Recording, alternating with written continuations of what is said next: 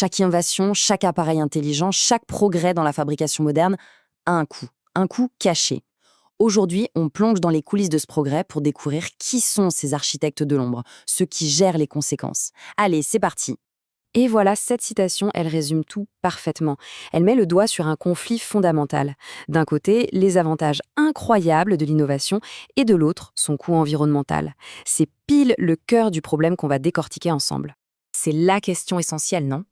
Plus notre monde se dote d'objets intelligents, plus les déchets qu'il produit deviennent complexes. Alors qui sont ces spécialistes qui s'occupent de cette tâche cruciale, mais souvent invisible? On entre dans le vif du sujet. Parce que oui, chaque avancée, que ce soit dans l'industrie, l'agriculture ou la médecine, eh bien ça laisse des traces, des sous-produits, des déchets, qui sont en quelque sorte le vrai prix à payer pour notre progrès. Et concrètement, de quoi parle-t-on? Eh bien, il suffit de penser aux solvants nécessaires pour fabriquer un smartphone ou aux pesticides utilisés dans l'agriculture. Toutes ces industries qui sont au cœur de notre quotidien génèrent des déchets chimiques parfois très dangereux. Et là, ça devient un vrai casse-tête. Alors, face à ce défi de taille, qui est en première ligne?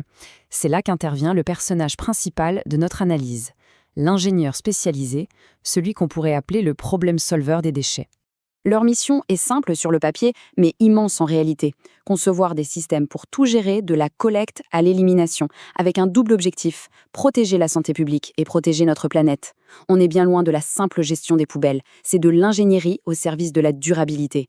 Et attention, ce n'est pas un métier de niche, c'est une profession bien réelle et en demande. Les chiffres américains nous donnent une bonne idée. Un salaire médian solide, une croissance stable et près de 8400 postes ouverts chaque année. Le besoin de ces experts est constant. Mais alors, ça ressemble à quoi une journée type? C'est un équilibre permanent entre la théorie et la pratique.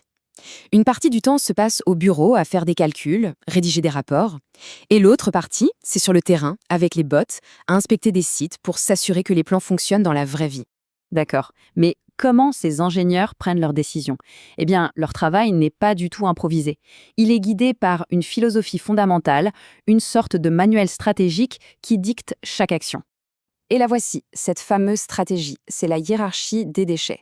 Il faut l'imaginer comme une pyramide. Tout en haut, l'idéal, la prévention, c'est-à-dire ne même pas créer le déchet. Puis on descend, réutiliser, recycler, valoriser, et tout en bas, en dernier recours absolu, l'élimination. La règle d'or est de toujours viser l'échelon le plus haut possible. Et c'est là que ça se corse, parce qu'avec la fabrication de nouvelles générations, on ne parle plus des mêmes déchets. Les technologies de pointe amènent avec elles des défis totalement inédits et bien plus complexes. Cette couverture de revues scientifiques tape en plein dans le mille. Notre soif d'appareils électroniques toujours plus performants crée une demande explosive en terres rares et autres minéraux, ce qui change complètement la nature des déchets à gérer. On ne parle plus seulement des déchets traditionnels. Aujourd'hui, les flux de déchets, ce sont les composants électroniques ultra complexes, les batteries de voitures électriques, les sous-produits de matériaux high-tech ou encore les résidus de l'extraction du lithium et du cobalt. Chaque catégorie est un monde en soi. Le vrai défi, ce n'est plus tant la quantité que la complexité. La question est, comment on fait pour démonter ces objets, récupérer ce qui a de la valeur et neutraliser ce qui est dangereux, le tout en toute sécurité? C'est un puzzle géant. Et face à ces nouveaux puzzles, la profession doit innover. On voit émerger des spécialisations fascinantes. Des ingénieurs qui utilisent l'intelligence artificielle pour optimiser la collecte, des experts en recyclage de batteries ou des spécialistes qui transforment les déchets non recyclables en énergie. Tout ça nous amène à une conclusion assez claire. Loin d'être un petit boulot, l'ingénierie des déchets est aujourd'hui une carrière absolument essentielle si on veut construire un avenir qui tienne la route. Et c'est une voie qui offre une belle progression.